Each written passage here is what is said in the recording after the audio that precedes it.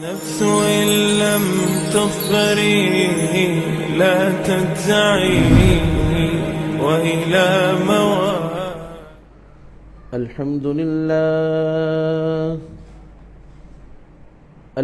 لله نحمده ونستعينه ونستغفره ونؤمن به ونتوكل عليه ونعوذ بالله من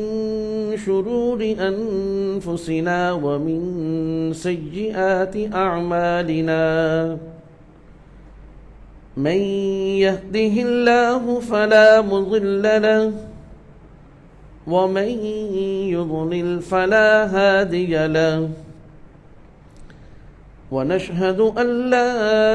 إله إلا الله وحده لا شريك له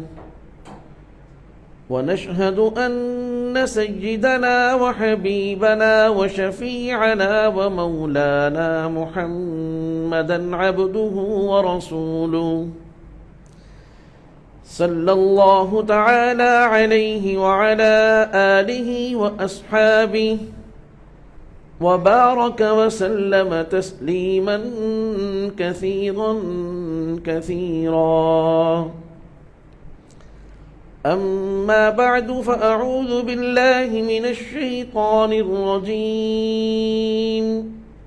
بسم الله الرحمن الرحيم ما كان محمد أبا أحد من رجالكم ولكن رسول الله وخاتم النبيين وكان الله بكل شيء عليما صدقت يا ربنا ويا رب العالمين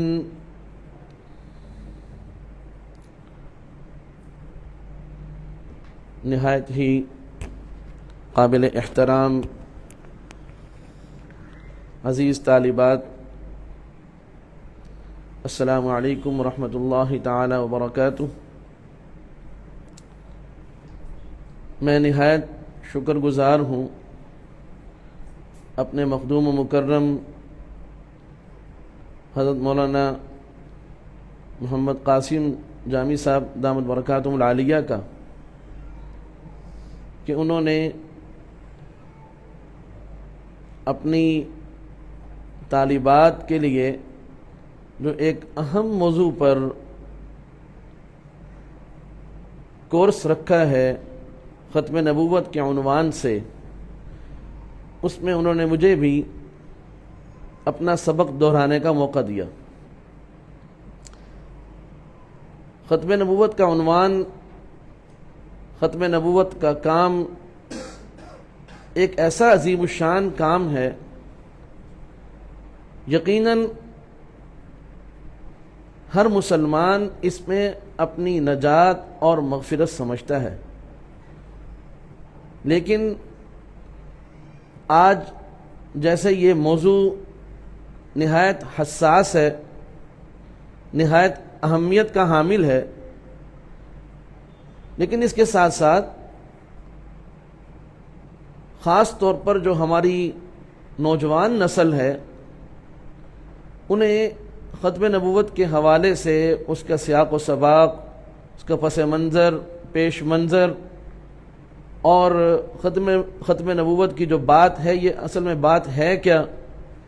اور اگر کسی نے اس کا انکار کیا ہے تو وہ انکار کی کیا حکایت ہے اور کیا وہ مسئلہ ہے،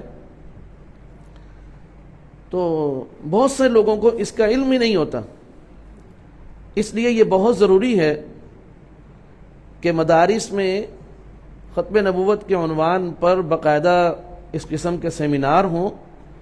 جس سے ہماری جو نوجوان نسل ہے اس کو تمام جو اس کے حقائق ہیں اس سے آشنائی حاصل ہو اور اس کے بارے میں مکمل مدلل علم حاصل ہو، تاکہ وہ خود بھی اس فتنے سے ہمیشہ محفوظ رہ سکیں اور دوسروں کو بھی اس سے محفوظ رکھنے میں وہ اپنا نہایت اہمیت کا حامل جو کردار ہے وہ ادا کر سکیں۔ عزیز طالبات، ہم انسان دو چیزوں سے مرکب ہیں، ایک ہم میں مادہ ہے اور ایک ہم میں روح ہے۔ یہ جو ہمارا جسم ہے اس کو ہم مادہ بولتے ہیں، اور اس جسم کے اندر جو روح ہے جس کی وجہ سے انسان کا یہ مادی جسم وہ حرکات و سکنات کر رہا ہے اور اپنا کردار ادا کر رہا ہے، یہ روح اللہ تعالیٰ کا حکم ہے جو اس جسم کے اندر اللہ تعالیٰ کے حکم سے موجود ہے۔ جب اللہ کا حکم ہوا تھا تو یہ اس جسم میں آئی تھی، اور جب تک اللہ کا حکم رہے گا یہ اس جسم میں باقی رہے گی، اور جب اللہ کا حکم آ جائے گا تو یہ جسم اور روح کا رشتہ الگ الگ ہو جائے گا، اسی کا نام موت ہے۔ تو یہ دو چیزیں ہیں جس سے انسان مرکب ہوا ہے، ان دونوں چیزوں سے مل کر انسان کا وجود چلتا پھرتا اور اس دنیا میں ایک کردار ادا کر رہا ہے۔ عزیز طالبات، اللہ تعالیٰ نے انسان کے اس مادی جسم کی بقا کے لیے یہ پوری کائنات بنائی ہے، اور اس کائنات کے اندر بہت سے ایسے اسباب اللہ تعالیٰ نے رکھ دیے ہیں جو اس مادی جسم کی بقا کے لیے ضروری ہیں۔ آپ دیکھ لیجئے کہ اللہ تعالیٰ نے آسمان بنایا، اللہ تعالیٰ نے زمین بنائی، پھر اللہ رب العزت نے اس آسمان اور اس زمین جو ہے اس میں ایسی ایسی قوتیں رکھ دی اور ایسی ایسی اپنی نعمتیں رکھ دی کہ اگر وہ نعمتیں نہ ہوں تو انسان کا یہ مادی جسم کبھی بھی باقی نہیں رہ سکتا۔ چنانچہ خود آسمان انسانی وجود کی بقا کے لیے ضروری ہے، یہ زمین جس کے اوپر ہم ٹھہرے ہوئے ہیں، جس کے اوپر ہم چلتے پھرتے ہیں اور جس سے ہم اپنی غذا حاصل کرتے ہیں اور جس پر ہم اپنے مکانات بناتے ہیں، یہ بھی اللہ تعالیٰ نے اس انسانی جسم کی بقا کے لیے بنائی۔ اور اس میں اللہ رب العزت نے شجر و حجر، پانی، مٹی، ہوا، مختلف چیزیں اللہ پاک نے رکھ دی ہیں جو انسانی جسم کی بقا کے لیے نہایت ضروری ہیں۔ اور اللہ رب العزت نے ان سب چیزوں کو اپنے حکم سے پیدا فرمایا۔ وہ چیزیں انسان کو بہت ساری چیزیں ایسی ہیں کہ جو انسان کی کوشش کے بغیر انسان کو نفع دیتی ہیں، اور بہت ساری چیزیں ایسی ہیں کہ جس میں انسان کو اپنی کوشش سے ان سے نفع حاصل کرنا ہوتا ہے۔ مثال کے طور پر سورج ہے، چاند ہے، ستارے ہیں، سیارے ہیں، یہ جو چیزیں ہیں یہ اللہ رب العزت نے آسمان میں معلق کی ہیں، اور یہ چیزیں انسانی کوشش کے بغیر جب سے یہ کائنات بنی ہے اور جب سے انسان کا وجود اس دھرتی کے اوپر، اس زمین کے اوپر آیا ہے، اس وقت سے لے کر اب تک بغیر انسانی کوشش کے یہ چیزیں انسان کو فائدہ پہنچا رہی ہیں۔ اور زمین میں بہت ساری چیزیں ایسی ہیں، خود زمین یہ بغیر کسی کوشش کے، آپ حیرت کی بات ہے کہ جب ہم زمین کی کھدائی کرتے ہیں تو کھدائی کے نیچے سے پانی نکلتا ہے، مٹی ہے، مٹی ریت ہے، ریت کے نیچے پانی ہے۔ اب ایک گلاس میں اگر ہم مٹی ڈال دیں، پانی ڈال دیں، تو آپ کو دیکھ کر حیرت ہوگی کہ مٹی نیچے چلی جائے گی اور پانی اوپر آ جائے گا۔ لیکن اللہ تعالیٰ کے قدرت کا کرشمہ کہ یہ اتنی بڑی زمین ہے، نیچے پانی ہے اور اوپر مٹی ہے، اوپر ریت ہے، جس سے اللہ رب العزت انسانوں کو یہ دکھانا چاہتے ہیں کہ یہ زمین خود بخود اس طرح کسی ترتیب پر نہیں بن گئی، بلکہ اس میں بھی میرے کمالات تمہارے سامنے ہیں،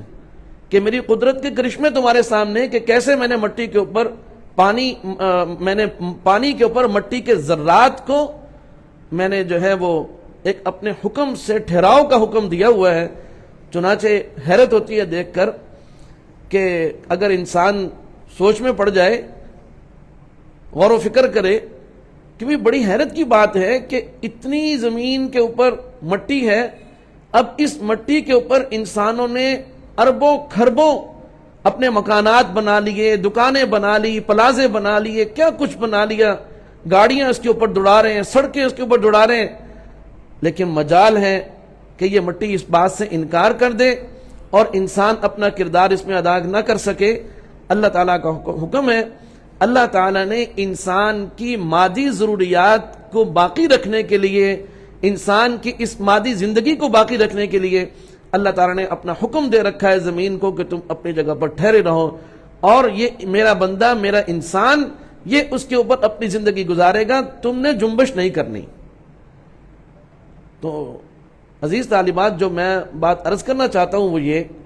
کہ اللہ رب العزت نے انسانی اس جسم اور مادے کی بقا کے لیے اس پوری کائنات کے اندر طرح طرح کے انتظامات فرما دیے ہیں، لیکن انسان کی جو روح ہے اس کی بقا بھی تو چاہیے نا۔ اس لیے کہ ہم آپ سمجھتے ہیں کہ انسان کا جسم ہے یا اس جسم کی بقا کے لیے یہ زمین ہے،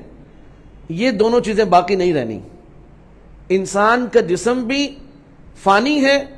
عارضی ہے، اور یہ خود پوری کائنات، مادی کائنات،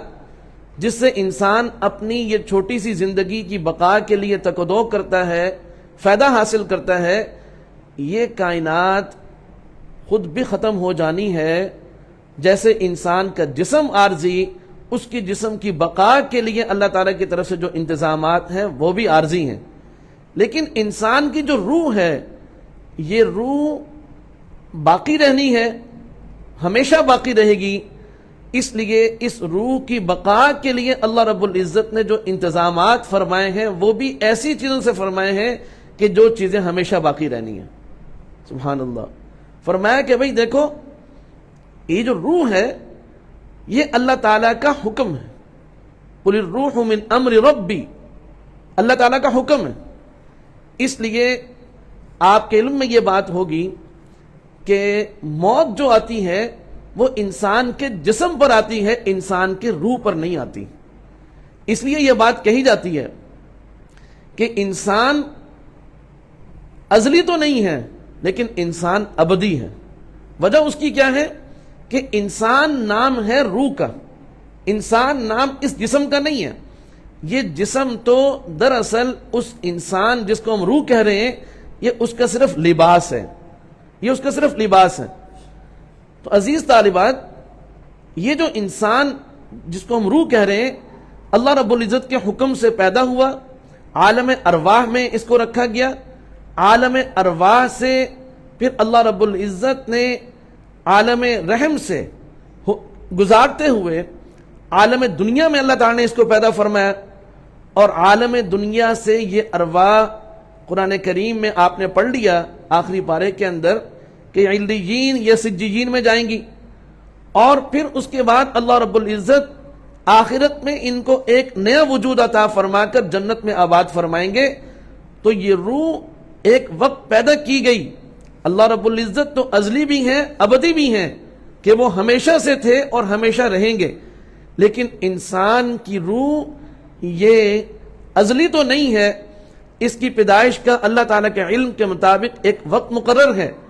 لیکن یہ ابدی ہے کہ یہ ہمیشہ باقی رہے گی۔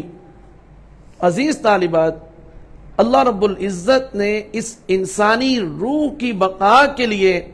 اور اس کی ہدایت کے لیے اور اس کے نفع کے لیے اللہ رب العزت نے جو انسانی اس روح کی بقا کے لیے جو انتظامات فرمائے ہیں وہ بھی ایسی چیزوں سے فرمائے ہیں کہ جو ہمیشہ باقی رہیں گی، کبھی بھی ختم نہیں ہوں گی۔ چنانچہ اللہ رب العزت نے انسانی روح کے لیے، چونکہ یہ آسمان سے اللہ تعالیٰ کے حکم سے انسان کے وجود میں آئی، اور زمین جو اور انسان کا یہ جو جسم ہے یہ اس زمین سے بنا تھا، تو زمین سے جو چیز بنی انسان کے اندر اس کی بقا کا انتظام بھی اسی زمین سے کیا گیا، اور روح آسمان سے اللہ تعالیٰ کے حکم سے انسانی وجود کے اندر آئی، تو اس کی بقا کا انتظام بھی اللہ رب العزت نے آسمانی تعلیمات کے ذریعے سے کیا۔ عزیز طالبات، یہ ساری تمہید باندھنے کے بعد جو بات میں آپ کے سامنے عرض کرنا چاہتا ہوں کہ انسانی روح کی بقا کے لیے جو چیز سب سے زیادہ اللہ تعالیٰ کے ہاں اہمیت کی حامل تھی، وہ چیز ہے اللہ رب العزت کی تعلیمات، آسمانی تعلیمات، تعلیمات الہی، وہ انسانی روح کی بقا کے لیے لازم ہے۔ عزیز طالبات، اللہ رب العزت نے انسانی جسم کے لیے، اس تمہید کے بعد جو بات میں عرض کرنا چاہتا ہوں وہ ذرا سمجھیے کہ اللہ رب العزت نے انسانی جسم کے لیے اس کائنات کو جب وجود بخشا تو یوں سمجھ لیں کہ یہ کائنات ایک محل کی طرح ہے۔ جس طرح ایک بہت بڑا محل ہوتا ہے کہ اس محل میں دروازے بھی ہوتے ہیں، راستے بھی ہوتے ہیں، اور کمرے بھی ہوتے ہیں، اور بڑے کمرے اور چھوٹے کمرے بھی ہوتے ہیں، اور اس میں روشنی کا انتظام ہوتا ہے۔ اسی طرح اللہ رب العزت نے یہ کائنات بنائی کہ اس میں اللہ تعالیٰ کی طرف سے تمام طرح کی جو نعمتیں ہیں ظاہری جسم کی بقا کے لیے وہ سب کی سب موجود ہیں۔ سورج موجود ہے کہ جو جس طرح ایک محل کے اندر لائٹیں ہوتی ہیں، اللہ رب العزت نے اس کائنات کو روشن رکھنے کے لیے سورج کو بنایا، پھر اس سورج کے توسط سے اللہ رب العزت نے رات کے وقت چاند کو بنایا، ستارے روشن فرمائے، سیارے روشن فرمائے۔ جس طرح ایک محل کے اندر روشنی کے انتظامات ہوتے ہیں، اس کائنات کے اندر بھی اللہ تعالیٰ نے روشنی کے انتظامات فرمائے۔ جس طرح ایک محل کے اندر انسانوں کے رہنے کے لیے انتظامات ہوتے ہیں، اللہ رب العزت نے اس کائنات میں انسان کے رہنے کے انتظامات فرمائے۔ جیسے ایک محل کے اندر پانی کا انتظام ہوتا ہے، اللہ رب العزت نے اس کائنات کے اندر پانی کا انتظام فرمایا۔ غرض یہ ہے، زیادہ تفصیل میں جانے کا موقع نہیں، صرف اتنا سمجھ لیں کہ انسان کی ضروریات کی جو تمام چیزیں تھیں وہ اللہ رب العزت نے جو ہے وہ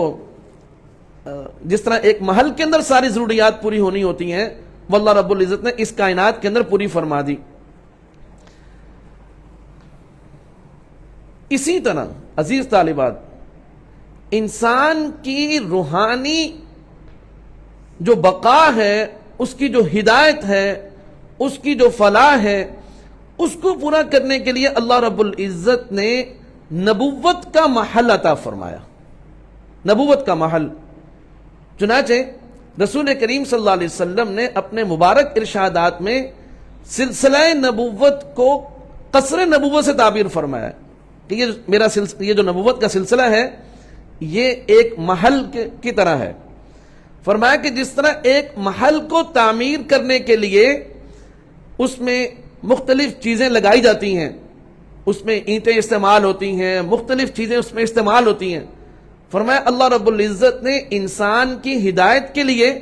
اس کی روحانی بقا کے لیے، اس کی روحانی اصلاح کے لیے اور اس کی روحانی کامیابی، فوز و فلاح اور اس کی بہبود کے لیے اللہ رب العزت نے جیسے یہ انسان اس زمین پر قدم رکھ رہا ہے، اللہ رب العزت نے امتیوں کو جو رسولوں کے پیچھے چلیں، اللہ رب العزت نے ان کو بعد میں پیدا فرمایا، اور نبوت کی پہلی اینٹ اللہ رب العزت نے پہلے اس دنیا میں رکھی ہے۔ چنانچہ حضرت آدم علیہ السلام جو اس نبوت کے قصر کی پہلی اینٹ ہے، وہ انسانوں کی آبادی سے پہلے، سب سے پہلے وہ انسان ہیں، اور انبیاء انسانوں میں سے افضل ترین طبقہ ہیں۔ اللہ رب العزت نے پہلی اینٹ حضرت آدم علیہ السلام کے ذریعے سے، نبوت کی پہلی اینٹ اللہ رب العزت نے اس دنیا میں رکھ دی۔ کیوں؟ وجہ اس کی کیا ہے؟ آپ کو حیرت ہوگی، آپ نے یہ باتیں پڑھ رکھی ہوں گی جہاں حضرت آدم علیہ السلام کا قصہ آتا ہے قرآن کریم کے اندر، کہ اس میں یہ باتیں سمجھائی گئی ہیں کہ لوگوں کو انبیاء علیہ السلام نے اس دنیا میں آ کر جہاں روحانی طور پر تعلیمات دی ہیں، وہاں جسمانی بقا کے لیے بھی بہت ساری چیزیں انبیاء علیہ السلام نے خود سکھائی ہیں۔ لیکن عزیز طالبات، جسمانی جو ضروریات ہیں اس کی تعلیمات بعد میں دی جا رہی ہیں، اور جو روحانی تعلیمات اور روحانی بقا کے لیے جن چیزوں کی اہمیت اور ضرورت تھی وہ پہلے ان کا بندوبست پہلے کیا گیا ہے۔ اس کی وجہ کیا ہے؟ اس کی وجہ یہ ہے کہ انسان کو اس دنیا میں پیدا کرنے کا جو مقصود ہے وہ مقصود ہی اللہ رب العزت کے ساتھ انسان اللہ رب العزت کی ہدایت حاصل کر کے اللہ رب العزت کے ساتھ اپنا تعلق صحیح رکھے۔ یہ انسان کی پہلے ضرورت ہے، اور باقی جو چیزیں وہ بعد میں ہیں۔ اگر صرف انسان اس دنیا میں آئے، کھائے پیے اور اس کے ہاں اولاد ہو اور وہ اس دنیا سے چلا جائے تو اس انسان نے اپنا مقصد زندگی حاصل نہیں کیا۔ مقصد زندگی وہی ہے کہ اپنی روح کو، اپنے روحانی تقاضوں کو وہ اس طور پر پورا کرنا کہ وہ اللہ رب العزت کے ساتھ اس کا تعلق صحیح بنیادوں پر استوار رہے۔ عزیز طالبات، اللہ رب العزت نے حضرت آدم علیہ السلام کے ذریعے سے اس نبوت کے محل، نبوت کے قصر کی پہلی اینٹ رکھی، اور یہ سلسلہ نبوت کا چلتا رہا، اور انبیاء علیہم السلام آتے رہے، گویا کہ اس قصر نبوت کی اور اینٹیں آتی رہیں، اور وہ اس قصر کے ساتھ جڑتی رہیں، حتیٰ کہ رسول کریم صلی اللہ علیہ وسلم نے ارشاد فرمایا، آپ نے فرمایا کہ وہ نبوت کا پورا قصر، وہ پورا محل تیار ہو گیا، اور لوگوں نے اس قصر کو اور اس محل کو اندر سے بھی دیکھا اور باہر سے بھی دیکھا۔ جب پورے محل کو دیکھا تو کیا دیکھتے ہیں کہ اس قصر کے ایک طرف جگہ خالی ہے 1 اینٹ کے برابر۔ اب لوگوں نے یہ کہنا شروع کر دیا کہ یہ قصر نبوت جو ہے یہ انتہائی خوبصورت ہے، لیکن اس میں یہ نقص ہے، یہ کمی ہے کہ یہاں پر نبوت کی 1 اینٹ کی جگہ باقی ہے۔ کیا ہی اچھا ہوتا جناب رسول کریم صلی اللہ علیہ وسلم کے ارشاد کا مفہوم کہ لوگوں نے یہ کہا کہ کیا ہی اچھا ہوتا کہ یہاں پر بھی اینٹ لگ جاتی اور یہ قصر نبوت مکمل اور تام ہو جاتا۔ چنانچہ فرمایا کہ اللہ رب العزت نے پھر مجھ محمد صلی اللہ علیہ وسلم کو بھیج کر وہ جو نبوت کی آخری اینٹ کی جگہ باقی تھی وہاں اللہ رب العزت نے مجھے لگا دیا، اور اس طرح یہ نبوت کا جو محل تھا، نبوت کا جو قصر تھا، اب یہ ہر طرح کے نقائص اور عیوب سے پاک ہو کر یہ مکمل ہو گیا۔ چنانچہ اس بات میں رسول کریم صلی اللہ علیہ وسلم نے یہ بات سمجھا دی کہ قصر نبوت اور محل نبوت میں صرف 1 اینٹ کی جگہ باقی تھی، مجھے بھیج کر اور مجھے اس جگہ پر اللہ رب العزت نے لگا کر اب اس نبوت کے قصر کو مکمل فرما دیا ہے۔ اب آپ کو میں ایک مثال سے بات عرض کرتا ہوں کہ آپ نے ایک مکان بنایا، اور مکان بنانے کے بعد وہ بالکل مکمل ہو گیا،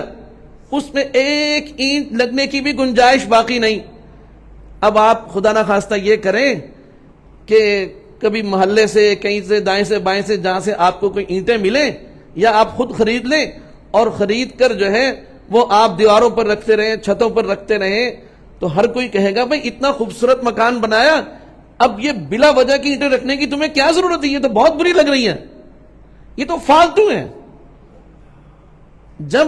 ایک چیز مکمل ہو جاتی ہے تو اس کے بعد چاہے اسی جیسی چیزیں ہیں کہنے کو، لیکن اس کی وہاں پر ضرورت نہیں ہے، اللہ تعالیٰ نے اس کو مکمل کرا دیا۔ تو نبوت کا جو قصر ہے وہ اللہ رب العزت نے جناب رسول کریم صلی اللہ علیہ وسلم کو بھیج کر مکمل فرما دیا۔ اور مکمل کرنے کی جو بات ہے اس کو ذرا سمجھ لیں کہ جتنے بھی انبیاء علیہم السلام تشریف لائے، کسی بھی نبی نے علیہ السلام، کسی بھی نبی نے آ کر یہ بات نہیں کہی کہ میں اللہ کا رسول بھی ہوں اور میں اللہ کا آخری رسول بھی ہوں۔ ہر ایک نے یہ کہا کہ میں اللہ کا رسول ہوں. اگر میرے بعد کوئی اور نبی آئے تو تم نے ان کی اطاعت کرنی ہے، ان کی اتباع کرنی ہے. لیکن جناب نبی کریم صلی اللہ علیہ وسلم جب تشریف لائے، آپ نے دو باتیں ارشاد فرمائی. آپ نے فرمایا کہ میں اللہ کا نبی بھی ہوں اور اللہ کا آخری نبی بھی ہوں. اس لیے یاد رکھ لیں کہ پچھلی امتوں کے لیے اپنے رسولوں پر، اپنے نبیوں پر ایمان لانے کے لیے صرف ایک ہی بات کافی تھی کہ آپ اللہ کے رسول ہیں. باقی اگلی بات وہ خود فرماتے تھے کہ میرے بعد بھی نبی آئیں گے. عجیب بات ہے کہ وہ کیا فرماتے تھے؟ بالکل برعکس بات ہے کہ میں اللہ کا نبی ہوں، میں اللہ کا رسول ہوں اور میرے بعد اور رسول بھی آئیں گے. حتیٰ کہ رسول کریم صلی اللہ علیہ وسلم کی بشارت تو سب انبیاء علیہ السلام دیتے آئے کہ اگر ہمارے زندگی میں وہ آخری نبی تشریف لے آئے تو ہم خود بھی اپنی بات کرنا چھوڑ دیں گے اور ان کے ہاتھ پر ایمان لا کے ان کی تعلیمات کی پابندی کریں گے. کسی نبی نے بھی یہ نہیں کہا کہ میں اللہ کا رسول ہوں اور پھر یہ بھی کہا ہو کہ میں اللہ کا آخری رسول ہوں. لیکن جناب نبی کریم صلی اللہ علیہ وسلم آپ جب تشریف لائے تو آپ نے آ کر یہ بات ارشاد فرمائی کہ میں اللہ کا رسول بھی ہوں اور میں اللہ کا آخری رسول بھی ہوں، کہ اللہ تعالیٰ نے مجھ پر نبوت کو ختم فرما دیا، میں خاتم النبیین ہوں. عزیز طالبات، خاتم النبیین کا جو معنی ہے وہ ذرا سمجھ لیجیے. بہت سارے لوگ یہ کہتے ہیں کہ جی نبوت کا سلسلہ تو جاری رہنا چاہیے تھا. آپ جو یہ کہتے ہیں کہ آپ صلی اللہ علیہ وسلم نے ختم نبوت کا اعلان فرمایا، یہ آپ کی خصوصیت ہے. حالانکہ یہ آپ کی خصوصیت نہیں ہے، اس لیے کہ آپ نے ایک اچھے سلسلے کو بند فرما دیا. نعوذ باللہ. بہت سارے لوگ اپنی غلط فہمی میں اس قسم کے اشکالات کرتے ہیں. حالانکہ حقیقت یہ ہے کہ ختم نبوت کا معنی یہ نہیں ہے کہ آپ صلی اللہ علیہ وسلم نے نبوت کے سلسلے کو بند کر دیا یا اس کا خاتمہ کر دیا، بلکہ اس کا معنی یہ ہے کہ آپ صلی اللہ علیہ وسلم پر نبوت کا سلسلہ مکمل ہو گیا، مکمل ہو گیا، کہ اب اس کے بعد کسی اور نبوت کی ضرورت باقی نہیں رہی. یہ معنی ہے اس کا. اور عجیب بات ہے کہ جس آیت کے اندر اس مضمون کو بیان کیا گیا، ما کان محمد ابا احد من رجالکم، 3 عنوان یہاں پر بیان کیے اس آیت کے اندر کہ ما کان محمد ابا احد من رجالکم، کہ رسول کریم صلی اللہ علیہ وسلم وہ تمہارے بالغ مردوں میں سے کسی کے نسبی والد نہیں ہیں. میں یہ لفظ دوبارہ بولتا ہوں، ذرا اس کو نوٹ کر لیں کہ رسول کریم صلی اللہ علیہ وسلم، امت کو یہ کہا جا رہا ہے کہ رسول کریم صلی اللہ علیہ وسلم تمہارے بالغ مردوں میں سے. جب ہم نے یہ لفظ بولا کہ بالغ مرد، تو اس سے آپ صلی اللہ علیہ وسلم کے وہ جو چھوٹے بیٹے تھے جو اس دنیا میں تشریف تو لائے لیکن اس کے بعد اللہ تعالیٰ کے حکم سے وہ دنیا میں باقی نہیں رہے، اللہ رب العزت نے ان کو اپنے پاس بلا لیا، اس لیے ان کی تو بات ہی نہیں ہے. تو ما کان محمد ابا احد من رجالکم، کہ تمہارے بالغ مردوں میں سے وہ کسی کے نسبی والد نہیں ہے. اب یہاں پر نسب کا جو لفظ بولا یہ اس لیے بولا کہ رسول کریم صلی اللہ علیہ وسلم امت کے روحانی والد تو ہیں، اس میں کوئی شک ہی نہیں ہے. اس لیے کہ اسی صورت جن طالبات نے ماشاءاللہ تفسیر پڑھ رکھی ہے ان کو معلوم ہے کہ یہ آیت سورۃ الاحزاب کی ہے. اسی سورۃ الاحزاب کے اندر یہ بات بیان ہوئی ہے، النبی اولا بالمؤمنین من انفسہم وازواجہ امہاتہم، کہ رسول کریم صلی اللہ علیہ وسلم کی جو ازواج ہیں وہ امت کی مائیں ہیں. اب جب آپ علیہ السلام کی گھر والیاں امت کی مائیں ہیں تو آپ علیہ السلام کیا ہوئے؟ وہ امت کی روحانی مائیں ہیں اور آپ علیہ السلام امت کے روحانی والد ہیں. اس لیے ہم نے یہاں پر یہ ترجمہ کیا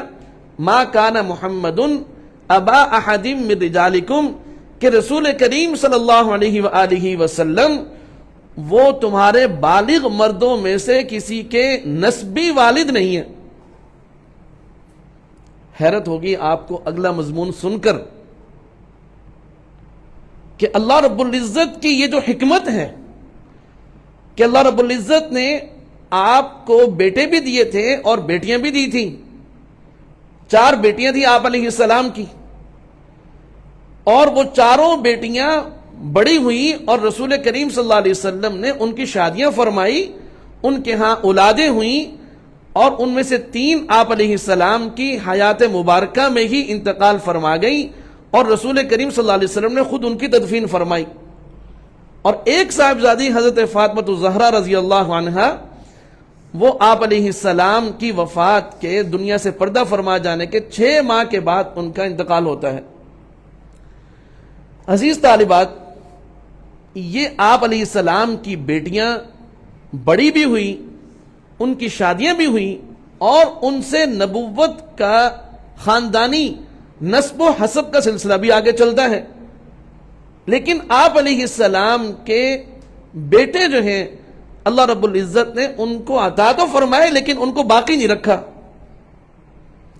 اس میں اللہ کی بڑی حکمتیں. اب آپ دیکھیے کہ ہمارے ہاں خاص طور پر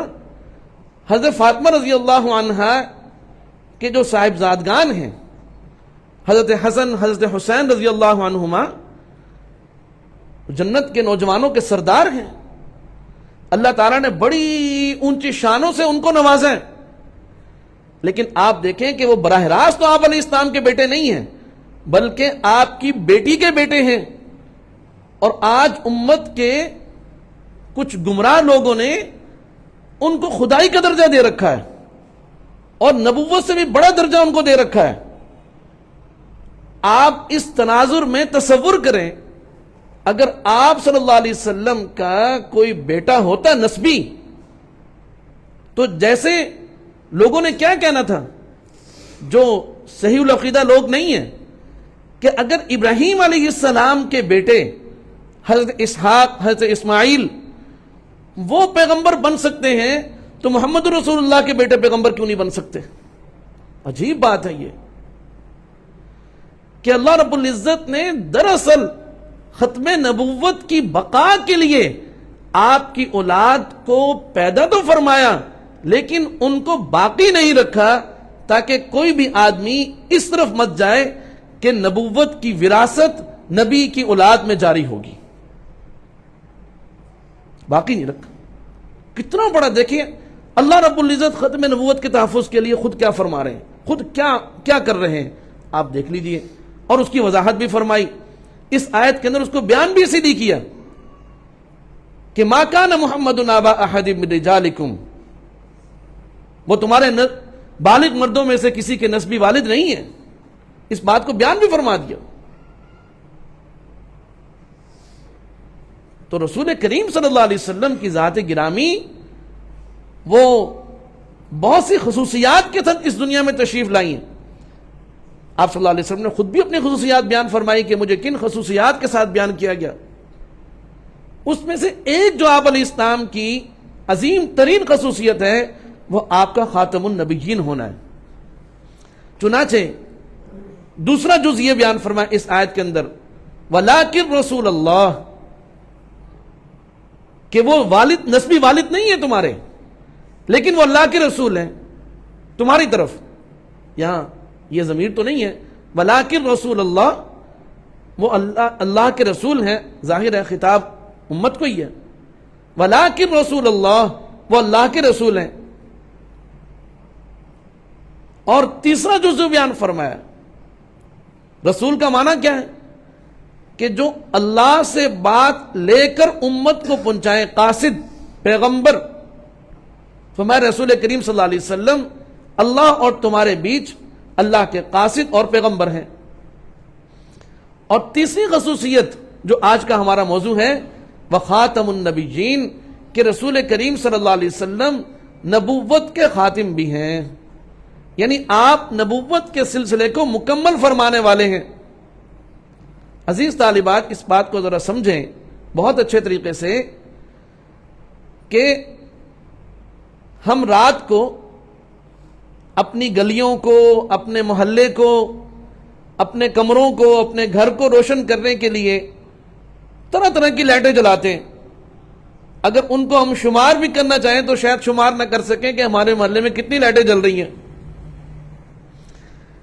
اور پوری دنیا میں لائٹیں جل رہی ہوتی ہیں اس وقت۔ لیکن آپ بتائیں کہ ایک محدود روشنی کے علاوہ کیا پوری کائنات اس سے روشن ہوتی ہے؟ جہاں پر اس کی روشنی پڑ رہی ہے صرف وہی جگہ روشن ہو رہی ہے۔ اسی طرح جو پہلے انبیاء علیہم السلام آئے وہ محدود علاقوں کے لیے، محدود لوگوں کے لیے اور محدود وقت کے لیے آئے۔ ان کا وقت بھی بہت کم، جن افراد کی طرف وہ بھیجے گئے وہ بھی بہت کم، اور جس علاقے کی طرف وہ بھیجے گئے وہ علاقہ بھی نہایت محدود۔ لیکن خاتم النبیین ہونے کا مقصد یہ ہے کہ جس طرح رات گزرنے کے بعد سورج نکلتا ہے اور سورج ابھی پوری طرح روشن بھی نہیں ہوتا، طلوع آفتاب کے ساتھ ہی صرف وہ طلوع ہوا، اس کے ساتھ ہی پوری کائنات کی تمام لائٹیں بند کر دی جاتی ہیں، گلیوں کی بھی، سڑکوں کی بھی، گھروں کی بھی، ضرورت ہی نہیں ہے۔ اس کا مطلب یہ نہیں ہے کہ وہ جو لائٹیں تھی رات والی وہ بیکار تھی، نہیں، ان کی ضرورت تھی، لیکن سورج نکلنے کے بعد ان کی ضرورت ختم ہو گئی۔ ایسے ہی جب رسول کریم صلی اللہ علیہ وسلم جو کہ اس روحانی سلسلے کے آفتاب اور ماہتاب ہیں، جب رسول کریم صلی اللہ علیہ وسلم طلوع ہو گئے، نبوت کا یہ سورج جب طلوع ہو گیا، اب سابقہ انبیاء علیہم السلام ان پر ایمان لانا بھی ضروری ہے کہ وہ اللہ کے نبی اور اللہ کے پیغمبر تھے، ان پر نازل ہونے والی کتابیں بھی اللہ کی سچی کتابیں تھیں۔ لیکن بات یہ ہے کہ جب محمد صلی اللہ علیہ وسلم کی نبوت کا سورج طلوع ہو گیا، اب کسی اور لائٹ کی، کسی اور روشنی کی ضرورت ہی نہیں۔ چنانچہ اب یہ سورج چمکے گا، اور جب یہ غروب ہوگا تو وہ غروب ہونا اس کائنات کے خاتمے کا اعلان ہے۔ قیامت اس کائنات کے خاتمے کا دن ہے، اور آپ علیہ السلام کی نبوت وہ قیامت تک جاری رہے گی۔ تو بتا دیا کہ بھائی ایسا نہیں ہے کہ سابقہ انبیاء علیہم السلام نعوذ باللہ کوئی ان کو یہ کہے کہ جی وہ غلط تھے یا ان پہ نازل ہونے والی کتابیں غلط تھی، ایسی بات نہیں ہے۔ لیکن جب نبوت کا سورج طلوع ہو گیا، اب کسی اور نبوت کی، کسی اور روحانی روشنی کی ضرورت ہی باقی نہیں رہی، اس نے تمام تقاضوں کو پورا کر دیا۔ تو عزیز طالبات، اللہ رب العزت نے ہم پر بہت بڑا احسان فرمایا کہ ہمیں رسول کریم صلی اللہ علیہ وآلہ وسلم کی رسالت، آپ علیہ السلام کی نبوت،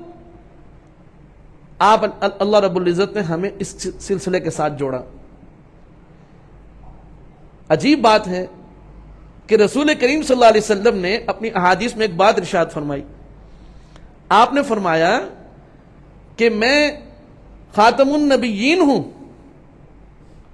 اور تم خاتم الامم ہو، کہ جیسے پہلے امتیں ہوتی تھی تو ان کے رسول بھی ہوتے تھے، اب میں تمہارا رسول ہوں، میرے بعد کوئی اور رسالت نہیں، کوئی اور نبوت نہیں، اور تم آخری امت ہو کہ تمہارے بعد کوئی اور نبوت بھی نہیں، کوئی اور امت بھی نہیں۔ عزیز طالبات، اور دوسری جگہ پر اللہ رب العزت نے ایک اور خوبصورت بات ارشاد فرمائی۔ قرآن کریم کے اندر تقریباً 100 سے زائد آیات ہیں جس میں ختم نبوت کے مسئلے کو بڑی اہمیت کے ساتھ بیان کیا گیا۔ عام طور پر ہم لوگ ایک ہی آیت پڑھتے ہیں، میرا بہت دل چاہتا ہے کہ کبھی میں ان بالترتیب جو 100 آیات ہیں ان پر درس دوں، چاہے مختصر ہو لیکن اس پر درس ہونا چاہیے۔ تو عزیز طالبات، اللہ رب العزت نے قرآن کریم کے اندر ایک اور بات ارشاد فرمائی، فرمایا کہ الیوم اکملت لکم دینکم واتممت علیکم نعمتی ورضیت لکم الاسلام دینا، کہ ہم نے الیوم آج کے دن اکملت لکم ہم نے پورا کر دیا لکم تمہارے لیے، الیوم اکملت لکم دینکم تمہارے دین کو، واتممت علیکم نعمتی اور تم پر اپنی نعمت مکمل کر دی۔ یہ آیات بڑی طالبات نے پڑھ رکھی ہوگی، تو وہاں استاذ مکرم نے آپ کو بتایا ہوگا کہ یہاں جو ضمیر کا مرجع ہے الیوم اکملت لکم دینکم واتممت علیکم، اس سب سے مراد اولین اس کے مخاطب حضرات صحابہ اکرام ہیں، کہ صحابہ اکرام کو یہ کہا گیا کہ تمہارا دین مکمل ہو گیا، اب اس میں کسی اور چیز کی ضرورت نہیں، دین بھی مکمل ہو گیا اور میری نعمتیں بھی مکمل ہو گئی۔ نعمتیں کیسے مکمل ہو گئی؟ دیکھیے، توجہ چاہتا ہوں کہ رسول کریم صلی اللہ علیہ وسلم کی ذات گرامی تمہیں دی گئی، اور آپ علیہ السلام کے توسط سے آپ علیہ السلام کی امت کو سب امتوں سے افضل بنایا گیا، آپ علیہ السلام کے توسط سے امت کو سب سے عظیم قبلہ دیا گیا۔ یہ 3 چیزیں میں نے بیان کر دی۔ چوتھی چیز یہ ہے کہ اللہ رب العزت نے آپ کو آخری اور مکمل دین عطا فرما کر اللہ تعالیٰ نے اپنی نعمتیں مکمل فرما دی، اس لیے اب نہ کسی اور نبوت کی ضرورت، نہ کسی اور دین کی ضرورت۔ عزیز طالبات، اس امت کی نجات اسی میں ہے کہ یہ امت سابقہ نبیوں پر، توجہ چاہتا ہوں، بہت ساری بات ہوئی، اب اس کا حاصل ہم نے سمجھنا ہے کہ اللہ رب العزت نے اس امت پر یہ احسان عظیم فرمایا کہ جناب رسول کریم صلی اللہ علیہ وسلم کے توسط آپ کی تعلیمات کی روشنی میں سابقہ تمام انبیاء علیہ السلام پر ایمان لا کر ہمیں ان کے ساتھ بھی جوڑ دیا، اور خود اللہ رب العزت نے ہمیں آپ علیہ السلام کے ساتھ جوڑ دیا۔ لیکن اس سلسلہ نبوت کے ساتھ، جو کہ سچا سلسلہ ہے، جہاں اس کے ساتھ ہمیں جوڑا گیا، وہیں اللہ رب العزت نے اپنے فضل و کرم سے نبوت کے نام پر جو جھوٹے سلسلے آ سکتے تھے، اللہ رب العزت نے ان سے حفاظت کے انتظامات بھی فرمائے۔ دیکھیے نا، میں آپ سے سوال کرتا ہوں، آپ خود جواب دیجئے گا کہ اگر کوئی رسول کریم صلی اللہ علیہ وسلم کی ذات گرامی کے بعد کسی اور کو نبی مان لے، نعوذ باللہ، اس کا مطلب کیا ہوگا؟ اس کا مطلب یہ ہوگا کہ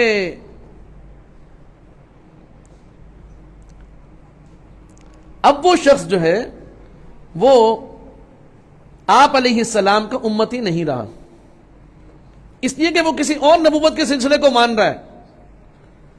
جب وہ کسی اور نبوت کے سلسلے کو مان رہا ہے تو وہ آپ علیہ السلام کے نبوت کو کیسے مان سکتا ہے اور اس میں کیسے باقی رہ سکتا ہے؟ تو اللہ رب العزت نے ہم پر یہ احسان عظیم فرمایا کہ ہمیں جو جھوٹے سلسلے سے ہو سکتے تھے ان سے ہمیں باخبر رکھنے کے لیے بھی رسول کریم صلی اللہ علیہ وسلم کے ذریعے سے تعلیمات دی اور ان سے محفوظ رکھنے کے طریقے بھی بتائے، اس لیے کہ آپ مجھے خود بتائیں کہ کیا ہم یہ نہیں سمجھتے کہ میں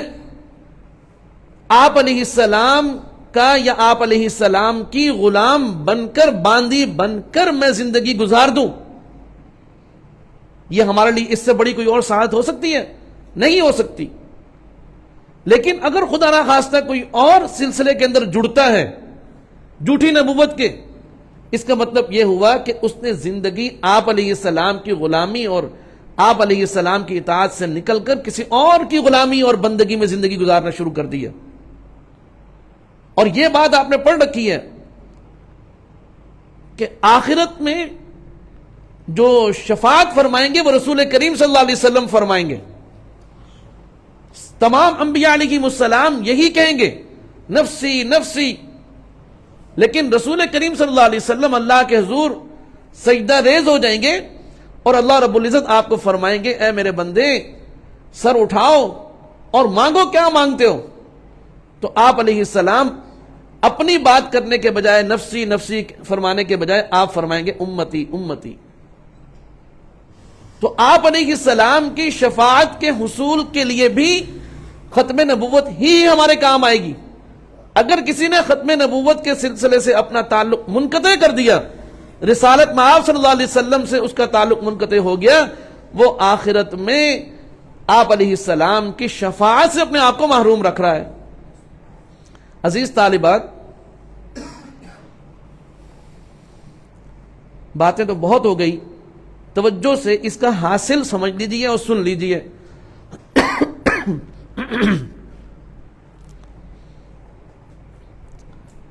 کہ ہم الحمدللہ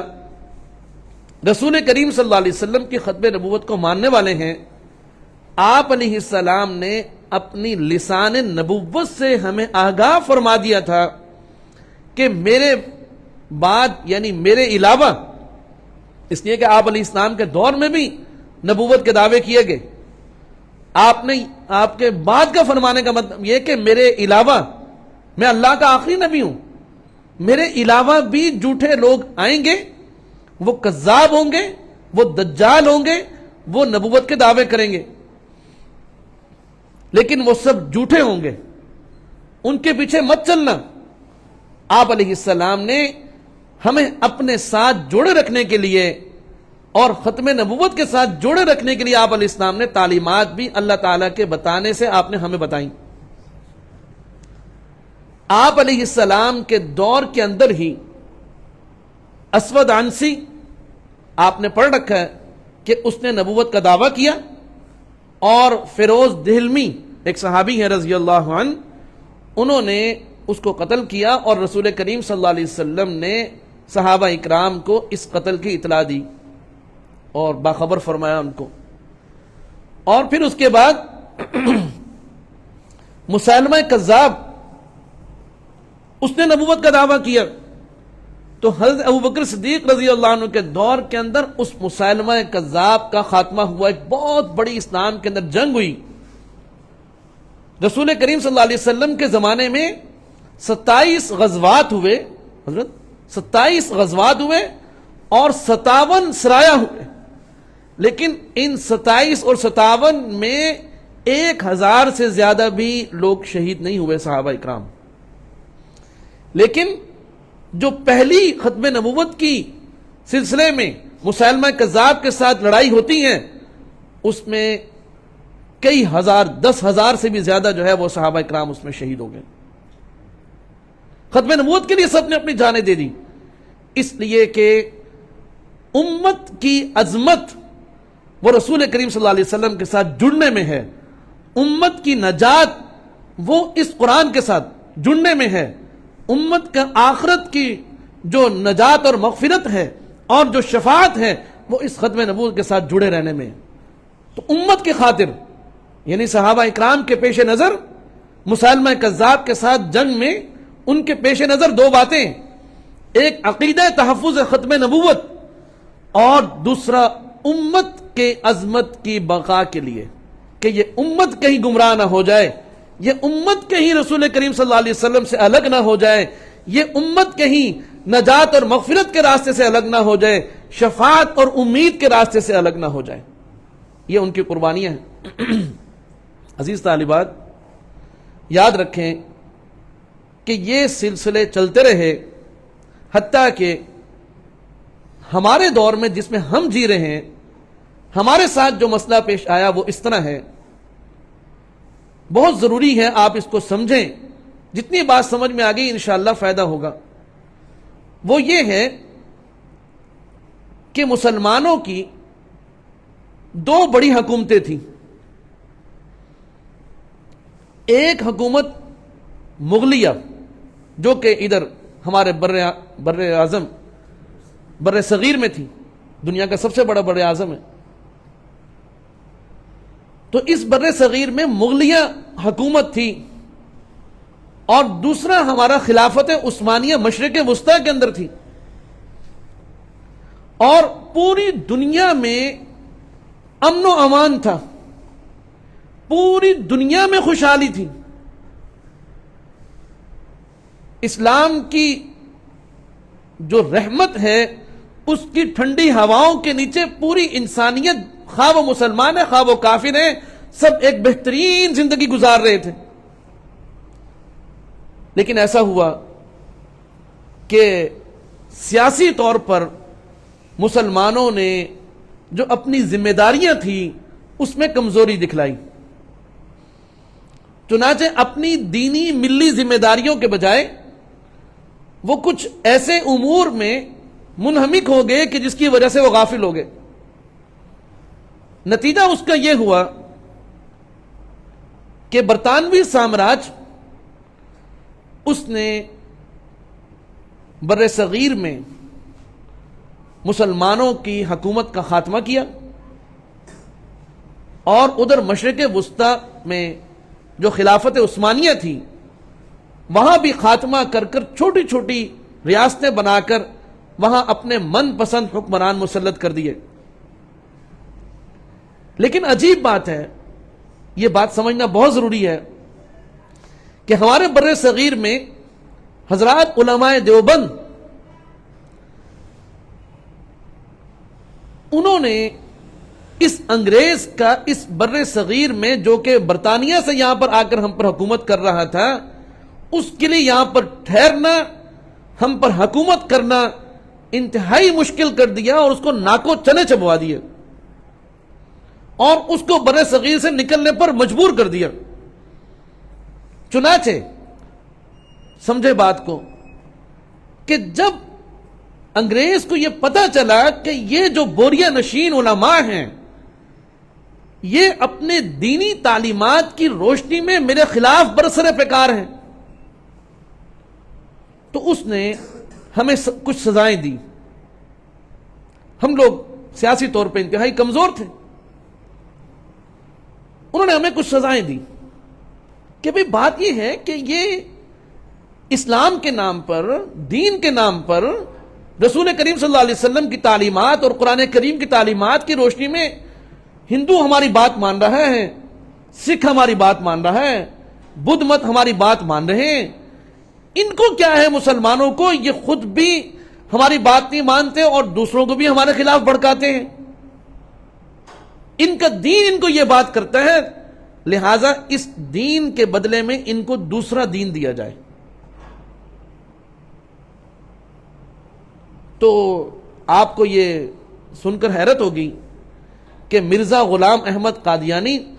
جس نے نبوت کا دعویٰ کیا ہمارے اس دور کے اندر، اس کے آباء و اجداد 1857 کی جنگ آزادی میں،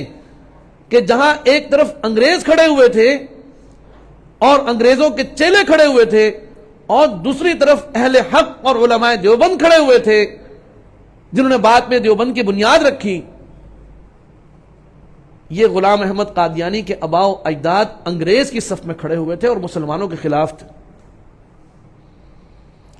تو انگریز نے اسلام اور قرآن اور دینی تعلیمات کے مقابلے میں ایک نیا دین اس قوم کو دینے کے لیے مرزا غلام احمد قادیانی کو اٹھایا. یاد رکھیں، بڑی گہری بات ہے کہ اس نے چھوٹے چھوٹے دعوے کروائے. پہلے کہا جی میں مسلم ہوں، میں خیر خواہ ہوں، میں مسیح ہوں، میں فلاں ہوں، میں فلاں ہوں. مختلف دعوے کرنے کے بعد آخر میں اس سے نبوت کا دعویٰ کروایا گیا، اور مقصد انگریز کا یہ تھا کہ اسلام کے مقابلے میں ایک نیا دین آئے اور وہ دین آ کر اسلام کی جو تعلیمات ہیں اس کا خاتمہ کر دے. یہ قرآن یوں کہتا تھا، لیکن جو نیا دین آیا ہے وہ یوں نہیں کہتا. آپ علیہ السلام تو یوں کہتے تھے، نعوذ باللہ یہ کالا کانا، یہ جو بدبخت جھوٹا نبی آیا ہے، یہ جو کہے گا وہی اب صحیح بات ہے، اور محمد صلی اللہ علیہ وسلم کی باتیں منسوخ ہو چکی ہیں، ختم ہو چکی ہیں. چنانچہ آپ تاریخ پڑھیں کہ نبوت کے اعلان کے بعد اس خبیث قادیانی نے، مرزا غلام احمد نے،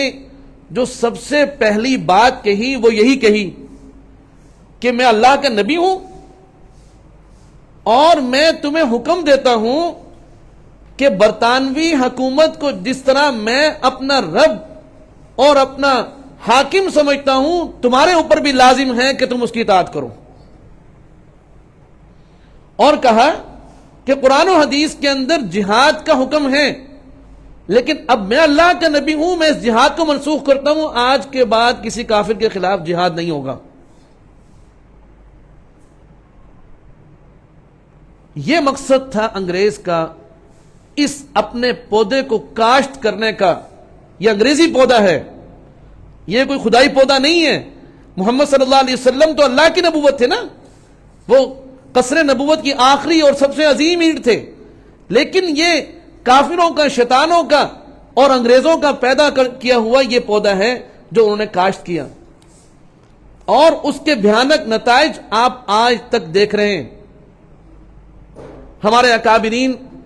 نے اس فتنے کو بھانپ لیا، اور ہندوستان میں پاکستان اور ہندوستان کی تقسیم سے پہلے، پاکستان بننے سے پہلے، ہمارے اکابرین نے ایک زبردست تحریک کے ذریعے سے اس جو ختم نبوت کا اور قادیانیوں کا جو سلسلہ تھا، ختم نبوت کا تحفظ کیا اور قادیانیوں کو لگام دینے میں اپنا پورا کردار ادا کیا، اور امت کو بتایا کہ یہ کذاب ہے، یہ فتنہ پرور ہے، یہ جھوٹا ہے، ساری بات بتائی. اور اس کے بعد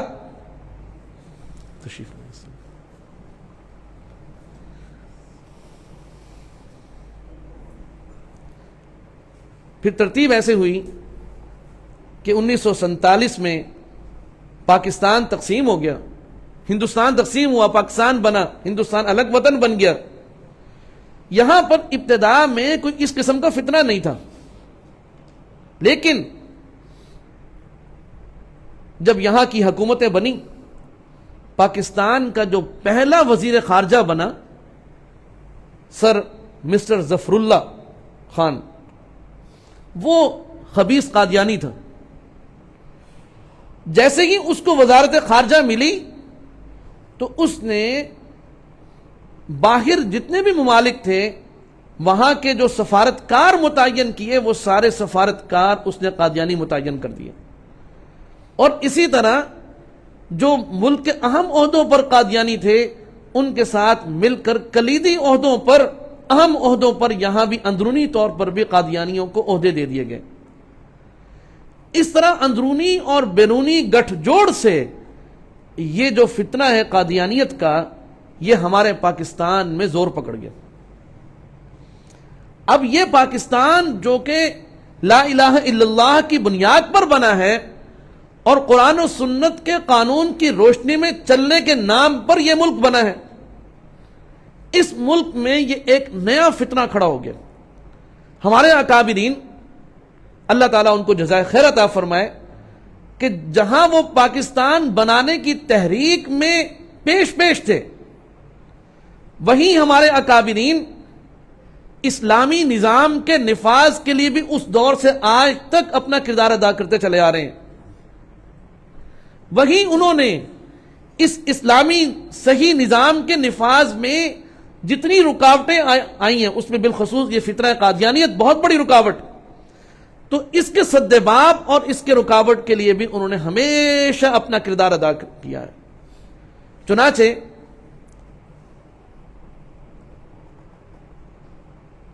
یہ ایک معاملہ ہوا 1957 میں، کہ 1957 میں لاہور کے اندر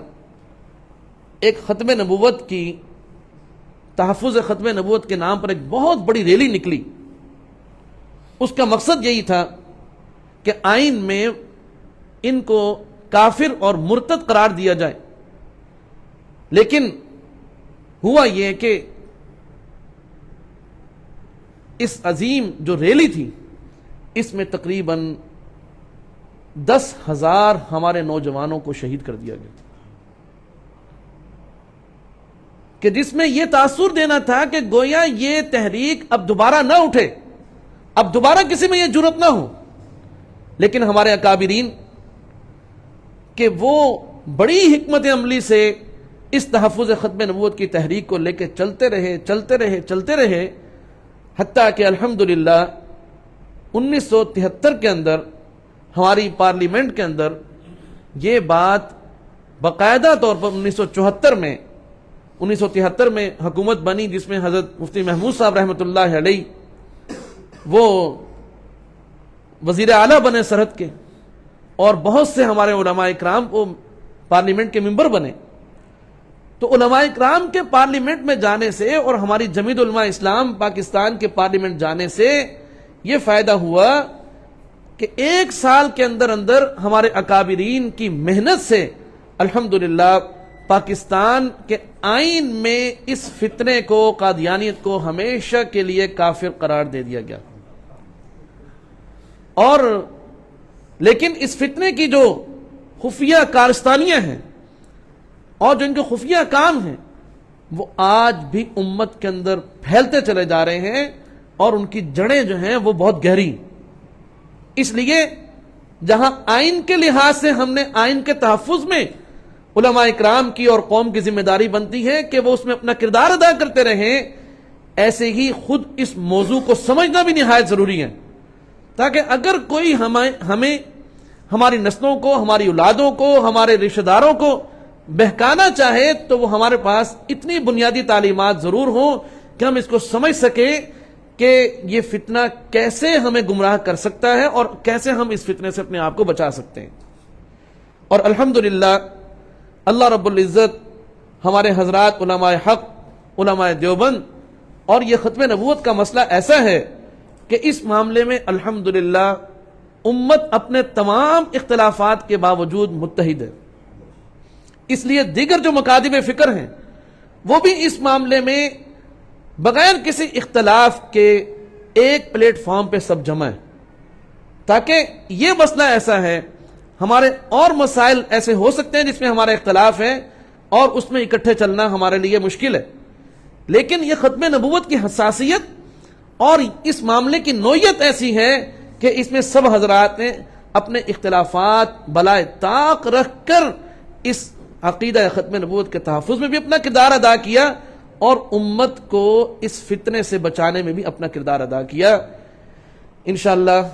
آپ طالبات کے سامنے اور بھی بہت سارے بیانات ہوں گے، اور آج یہ بیان بھی اس میں بہت ساری اہم باتیں اللہ رب العزت نے کہلوا دی، اس کو یاد رکھنے اور اس کو سمجھ کر دوسروں تک پہنچانے کی بھی فکر فرماتے رہیں۔ اللہ رب العزت ہم سب کو اس پر عمل کی توفیق عطا فرمائے۔ وآخر دعوانا ان الحمدللہ رب العالمین۔ يا نفس إن لم تظفري لا تجزعي وإلى موعد